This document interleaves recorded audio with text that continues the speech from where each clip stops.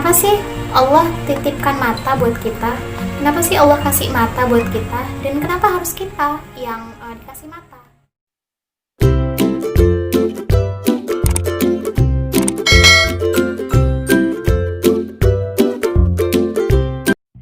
Assalamualaikum sahabat, ketemu lagi di channel Umi, Fitri Novarianti. Senang banget hari ini kembali bisa menjumpai teman-teman semuanya. Dan tentunya hari ini Umi akan berbagi ke kalian tentang Al-Quran dan juga seputar dunia keislaman. Nah, buat kamu yang pengen tahu apa sih yang pengen Umi share kali ini, tonton terus ya videonya sampai selesai. Oke sahabat, di video sebelumnya Umi pernah nge-share tentang cara mudah belajar Al-Quran bagi pemula. Itu tentang mata saya kayak roda. Oke, buat kalian yang mungkin agak lupa videonya seperti apa, kalian boleh cek di description box. Aku akan share linknya di sana. Nanti kalian bisa buka lagi video tentang mata saya kayak roda.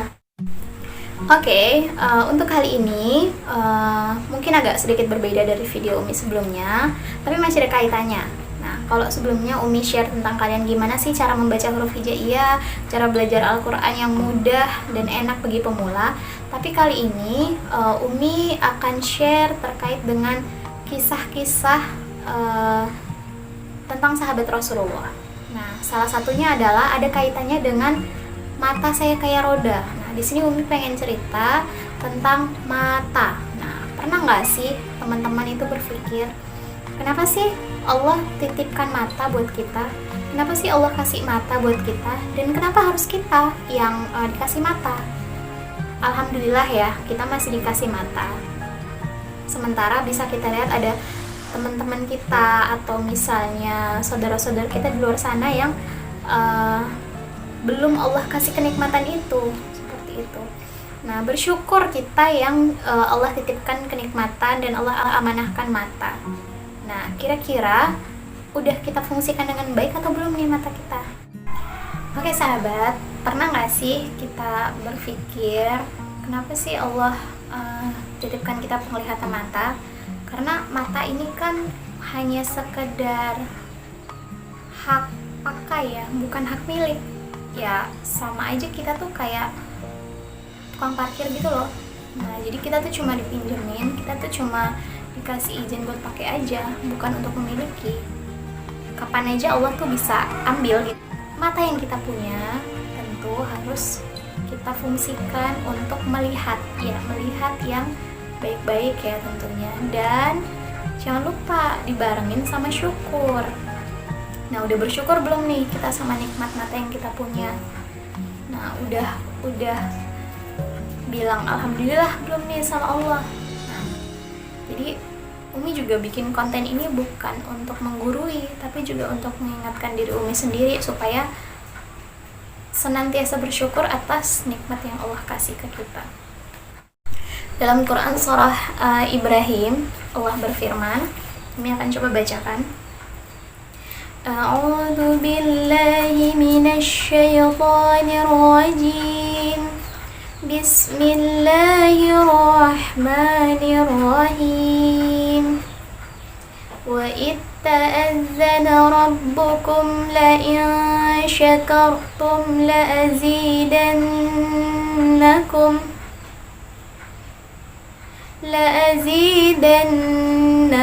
wa la'in kafartum inna 'adzabi lasyadid. Shadaqallahul azim. Dan ingatlah ketika Tuhanmu memaklumkan, sesungguhnya jika kamu bersyukur, maka aku akan menambah nikmat kepadamu. Tetapi jika kamu mengingkari nikmatku, maka pastinya azabku sangatlah pedih, sangat berat. Maha benar Allah dengan segala firman-Nya.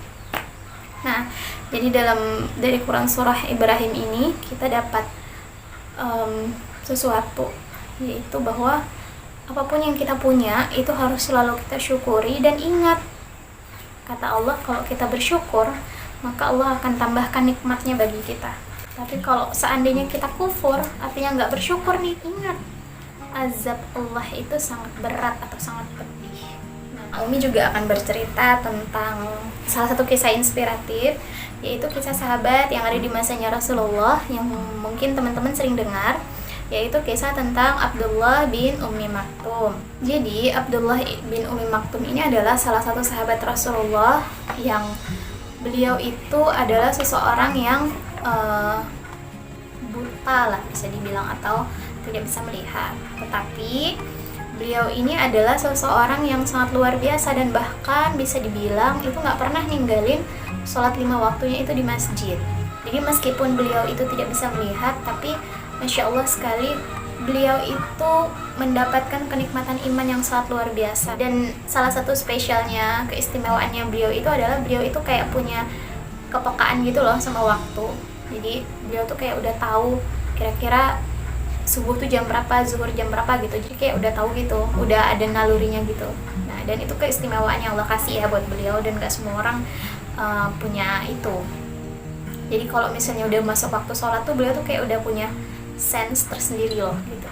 Jadi setiap kali mau pengen masuk sholat, terutama misalnya subuh ya, beliau tuh udah kalau misalnya ada teman, beliau akan dibopong sama temannya. Jadi beliau itu berjalan dengan memegang punggung salah satu temannya. Kalau enggak, beliau berjalan dengan tongkatnya, dengan meraba-raba di rumah-rumah penduduk ketika itu. Dan beliau itu adalah salah satu orang yang kayak partnernya Bilal gitu loh. Kalau misalnya Bilal yang azan, maka Abdullah bin Ummi Maktum ini yang koma. Begitu juga sebaliknya. Atau misalnya kalau Bilal itu azannya subuh, nanti beliau azannya isya, seperti itu. Jadi kayak gantian sama Bilal. Sampai-sampai Rasulullah itu pernah bersabda, jadi terkait dengan waktu sahur, itu makanlah dan minumlah kalian sampai Ibnu Ummi Maktum itu mengumandangkan azan. Jadi saking tersohornya beliau sebagai seseorang yang mengumandangkan azan atau iqomah, itu sampai Rasulullah tuh bilang seperti itu. Allah itu sangat-sangat memuliakan Ibnu Ummi Maktum. Suatu ketika Rasulullah itu lagi duduk sama para pemuka Quraisy ya. Lalu Ibnu Ummi Maktum ini kayak pengen ngajakin ngobrol Rasulullah, tapi Nabi tuh kayak ngelak gitu karena kan lagi sibuk ngobrol gitu kan sama para pemuka Quraisy. Nah, saking istimewanya Abdullah bin Ummi Maktum ini, Allah itu sampai abadikan beliau itu dalam sebuah surah, yaitu surah Abasa, yang artinya dia yang bermuka masam. A'udzubillahi minasyaitonirrajim. Bismillahirrahmanirrahim. Dia Muhammad berwajah masam dan berpaling karena seorang buta telah datang kepadanya. Abdullah bin Ummi Maktum di sini. Dan tahukah engkau Muhammad, barangkali dia ingin mensucikan dirinya dari dosa, atau dia ingin mendapatkan pengajaran dan memberi manfaat kepadanya. Jadi tuh kayak seketika itu juga Allah tuh tegur gitu Rasulullah.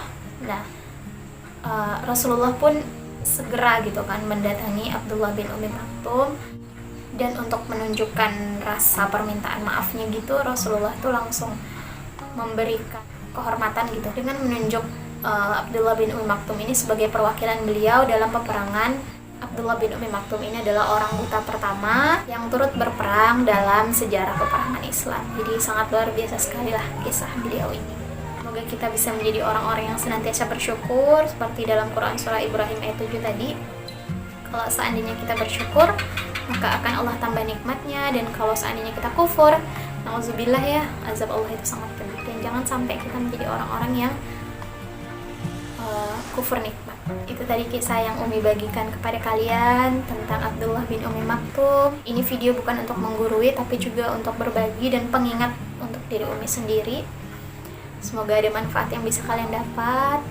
Kalau kalian suka sama video ini, jangan lupa di like, kemudian kalian kasih komen yang baik, kemudian kalian share ke seluruh sosial media kalian, supaya manfaatnya nggak cuma berhenti di kalian, tapi juga bisa memberikan manfaat buat orang lain.